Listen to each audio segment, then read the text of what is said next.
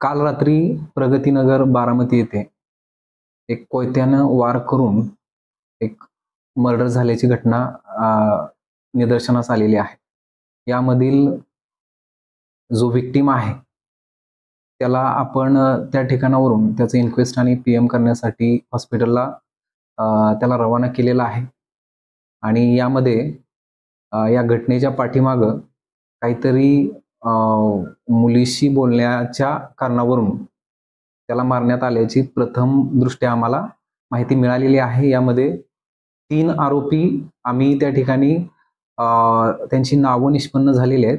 सध्या ते ॲब्स्कॉन्ड आहेत आणि त्यांना आम्ही शोधण्यासाठी 4 वेगवेगळ्या टीम तयार करून आम्ही त्यांना त्या ठिकाणी पाठवलेले आहेत.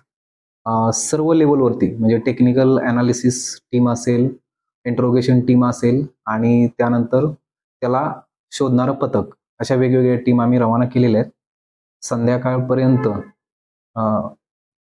किंवा आज उद्या 2 दिवसात आम्ही त्यांना पकडून पुढील तपास करत आहोत. साधारण साहेब ह्याच्यावर म्हणजे मुलीबरोबर बोलताना झालं का दुसरं काय पार्श्वभूमी?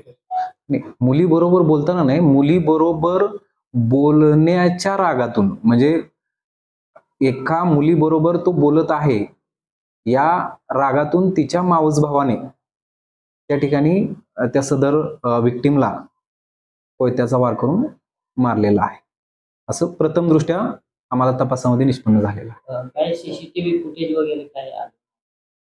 सीसीटीव्ही फुटेज चेक करणारी टीम सध्या घटनास्थळापासून जे रोड्स वेगवेगळ्या डायरेक्शनला निघतात त्या ठिकाणी आम्ही शोधत आहोत आणि त्या लेवलवरतीही तपास चालू आहे.